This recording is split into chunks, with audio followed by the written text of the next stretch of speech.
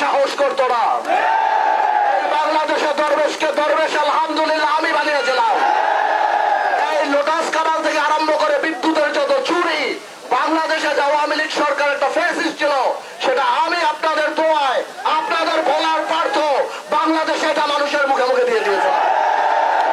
ভাইয়ের আমার, এইবার আল্লাহ তাআলা একটা সুযোগ দিয়েছে।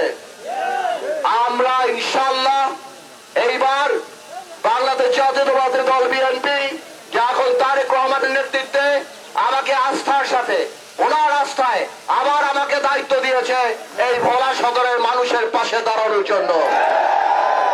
তবে আমি একটা কথা বলতে চাই, আর মারামারির রাজনীতি না, আর ওই স্লোগান না, ভোলার মাটি পার্থ ভাইয়ের ঘাঁটি, ভোলার মাটি ভোলাবাসীর ঘাঁটি।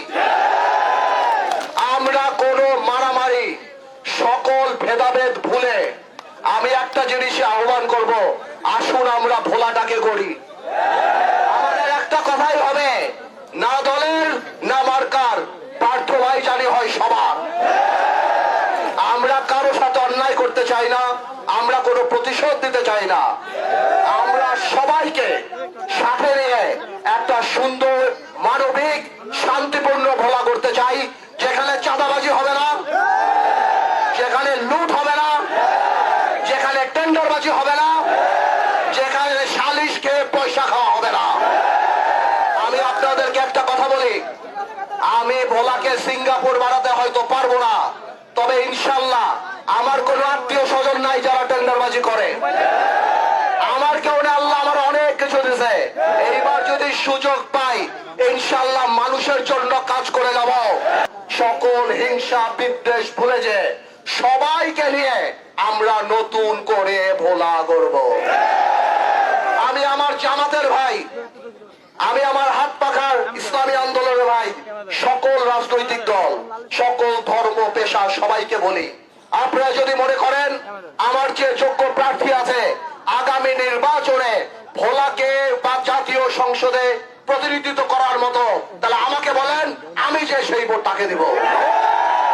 আর আপনারা যদি মনে করেন যে ব্যারিস্টার আন্দালিব রহমান পার্থই যোগ্য প্রার্থী এই ভোলাকে বাংলাদেশের বুকে জাতীয় সংসদে প্রতিনিধিত্ব করার জন্য, আপনারা যদি বুকে হাত দিয়ে চিন্তা করেন এই ভোলা বরিশাল সেতু কে আনতে পারবে,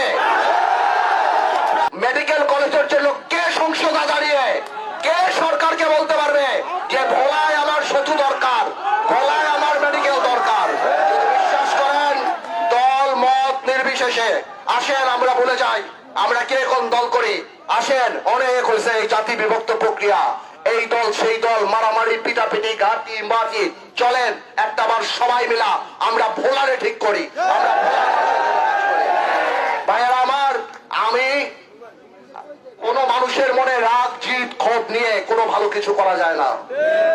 আমি সবাইকে বলবো, এই নমিনেশনের আগে আমার মুরব্বী বিএনপির সভাপতি আলমগীর হাজী সাহেব, যাকে আমি চাচা বলে ডাকতাম, এখনো রাখি, তাকে নমিনেশন দেওয়া হয়েছিল।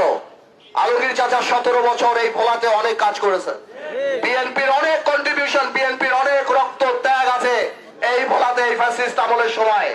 আমাদের সবার দায়িত্ব সবাইকে বুকে টেনে নিয়ে কাজ করা।